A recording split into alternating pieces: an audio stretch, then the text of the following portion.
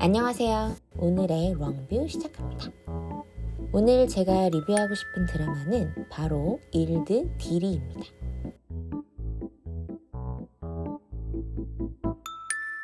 디리는 딜리트를 줄임말인데 일본식으로 발음한 듯합니다.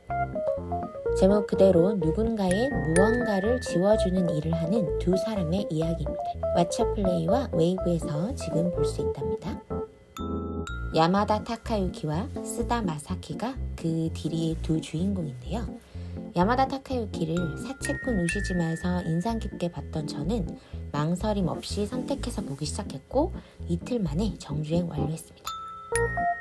원작 소설이 있다고 하는데요. 드라마와 원작은 내용이 다르다고 해서 곧 소설에도 도전해보려고 합니다. 롱뷰 첫 번째 포인트는 바로 아름다운 영상미입니다. 드라마인데도 영화 같은 색감과 앵글, 그리고 계절감이 느껴지는 색감이 정말 좋았습니다. 디리의 시간적 흐름은 길지는 않아서 계절이 크게 변화하지 않고 봄에서 초여름 정도까지의 이야기인데요. 봄바람과 어디선가 새싹 냄새까지 날 것 같은 보드라운 색감이 인상적이었습니다. 앵글도 감각적이라는 느낌을 많이 받았고 사무실과 야외의 구분되는 색감 차이도 좋았습니다. 아마 디리는 겨울에 보면 더 따뜻하게 볼 수 있을 것 같습니다. 롱뷰 두 번째 포인트는 바로 에피소드 형식인데도 변주를 많이 넣었다는 점인데요. 저는 일들을 정말 많이 보는 데다 추리 장르 쪽으로 매우 치우친 취향인지라 추리 일드 에피소드 형식에 굉장히 익숙합니다. 일드는 보통 10여 편 내외로 구성되기 때문에 첫 회와 마지막 회에 좀 더 긴 시간을 방영하고 첫 회에 인물 소개와 첫 사건이 등장하고 2회부터 8회 정도까지는 각각 다른 에피소드가 진행되죠. 그 가운데 주인공의 명대사나 또한 특정한 행동을 반복하면서 드라마의 특장점으로 인식하게 하고요. 그리고 마지막 두 편은 방송 내내 은근히 보여졌던 주인공의 과거가 드러나거나 드라마 전체에 걸친 절대악과 상대하며 스케일이 커지는 경우가 많습니다. 물론 아닌 경우도 많고 에피소드 형식이 가지는 이 흐름에 만족하고 있습니다만 다만 워낙 많이 보다 보니까 조금은 예상되는 경우가 많기는 하죠.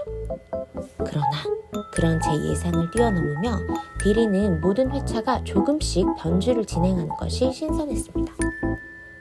솔직히 큰 반전이나 완벽한 구성은 아니지만 지루하지 않게 구성하려는 듯한 표현이 좋았습니다. 주인공들이 사건을 해결하기는 하나 극적인 드라마라기보다는 정적인 느낌이 강한 드라마라서 이러한 변주 요소는 늘어지지 않게 하는 좋은 요소였다고 생각합니다. 예를 들어볼까요? 의뢰인이 디리 사무실에 찾아와 정보를 맡기면서 자신이 며칠 동안 컴퓨터나 휴대기기에 접속하지 않을 경우 그 정보를 삭제해달라고 요청합니다.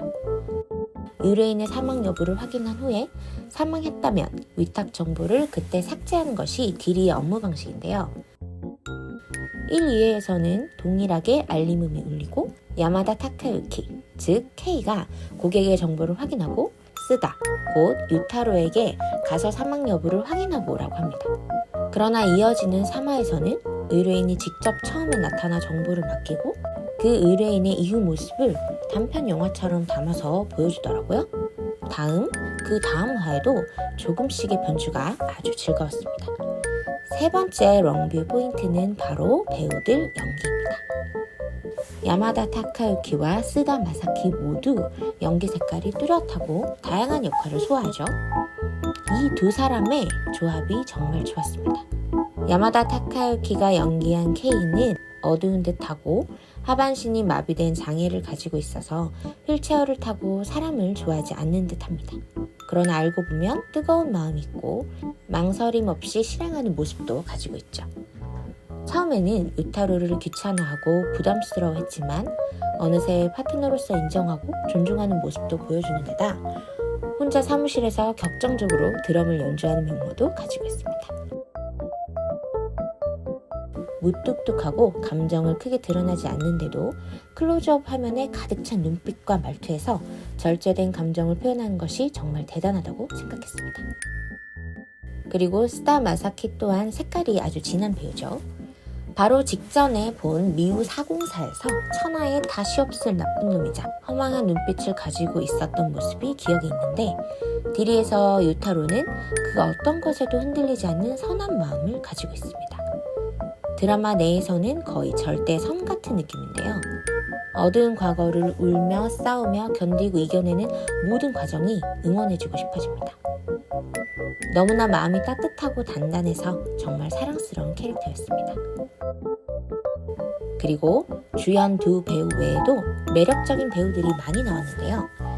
야마다 타카유키의 누나이자 딜이라는 회사를 법적으로 보증해주는 멋진 변호사 역할의 아소 쿠미코 배우는 시우 경찰에서 앳되고 발랄한 모습을 지나 이번에는 정말 멋있는 변호사를 만나게 되어 좋았습니다.